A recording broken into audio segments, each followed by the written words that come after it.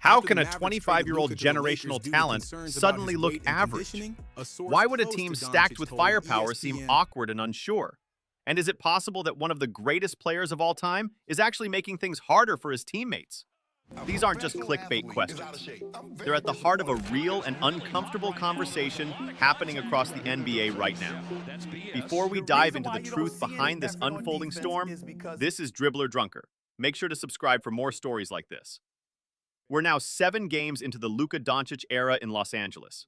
After a rough start, things appear to be smoothing out. The Lakers are adjusting, the team is stabilizing, and Luka is slowly finding his rhythm. But something's still off. Luka doesn't look like Luka. Statistically, his first 3 games with the Lakers were the worst 3-game stretch of his entire career. Even worse than the first 3 games of his rookie season. There are plenty of good reasons for this. Luka's adapting to a new system, surrounded by unfamiliar teammates, still recovering from the most serious injury of his career, and just now playing himself back into shape. Mentally, he's also processing what many consider one of the most brutal betrayals in NBA history. All of this makes sense. But fans have introduced another explanation, one that's gaining traction. They say the real problem is LeBron James. According to these fans, Luka's struggles are no accident. They claim LeBron doesn't make his teammates better. Some go further, saying he never has. That Luka, like others before him, is the latest superstar whose game is being dulled by LeBron's heliocentric, control-heavy style. It sounds outrageous. It feels wrong. But once the seed is planted, the question grows. Is LeBron a great teammate or just a great player? The deeper you dig, the more complex the answer becomes. Let's rewind. It's 2007. Dirk Nowitzki is about to win MVP, Kevin Durant is still at Texas, and Steve Jobs just announced the very first iPhone. Meanwhile, 22-year-old LeBron James just dropped 40 points on the Detroit Pistons in the Eastern Conference Finals. A performance so dominant, so unforgettable, that it ignites debates that still burn today. One of those debates? Whether LeBron actually makes the people around him better. In fact, even that year, a Slam magazine article asked the exact same thing. The conclusion then was simple. It didn't matter. LeBron's teammates weren't good enough anyway. And if the Cavaliers had any shot in the playoffs, LeBron had to do everything himself. And that's what he did.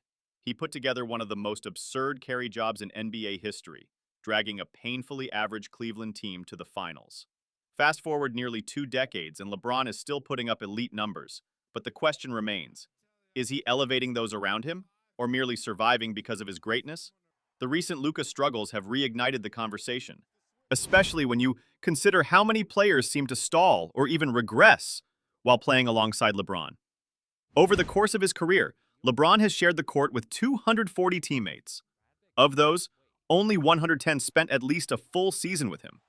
And of those 110, only 27 had the best season of their careers while playing alongside LeBron. That's just 25%. The other 75% peaked elsewhere. That number sounds damning at first, but it's misleading. Many of those players were either aging, injured, or already declining before joining him. To get a clearer picture, we need to dig into the trajectories. How players performed before teaming up with LeBron, during their time with him, and after they moved on. If we zoom in on 59 players who spent a full season with LeBron, here's what we find. 26 saw improvement. 24 declined. 2 stayed about the same, basically a coin flip. On average, playing with LeBron doesn't drastically change a player's performance. But here's the kicker. Of the 45 players who continued their careers after parting ways with LeBron, 34 saw their value drop. That's nearly 76%. Whatever bump they got from playing with him, or however well they fit into his system, it rarely lasted after they left. This raises a deeper truth. Playing with LeBron doesn't automatically make you better, but not playing with him often makes you worse. In other words, the LeBron effect is less about individual improvement and more about system elevation. He raises the floor of a team, but not necessarily the ceiling of a player. Digging even further, there's a pattern. Role players, shooters, defenders, bigs who work off the ball, tend to thrive with LeBron. Think J.R. Smith, Mo Williams, Channing Frye, Kyle Korver, Shane Battier. They all saw boosts in production, efficiency, and impact when paired with LeBron.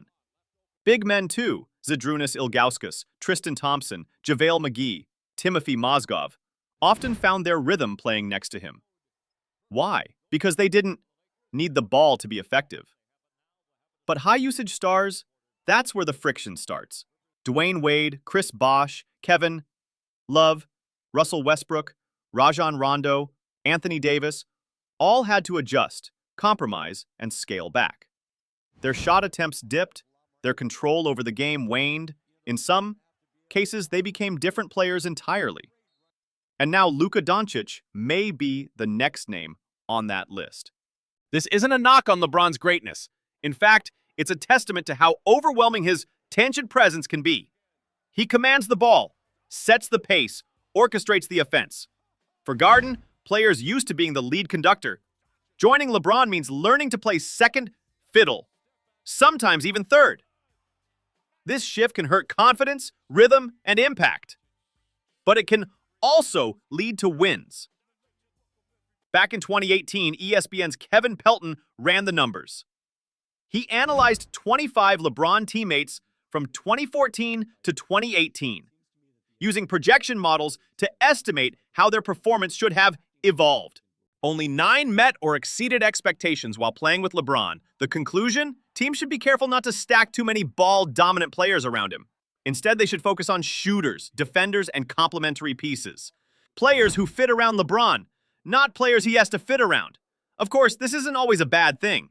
Sacrificing touches and box score stats for wins is a trade most players would happily make. And for every star who had to step back, there's a player who stepped up. It's also true that teammates themselves often praise LeBron. More, LeBron's teammates call him the ultimate teammate. Unselfish, focused, and winning-obsessed. But making teammates better doesn't always mean boosting their stats. It means building a system that wins, even if others have to sacrifice. He raises the floor, but sometimes at the cost of another star's shine. Now, it's Luka's turn. Their partnership could be great, but someone has to bend.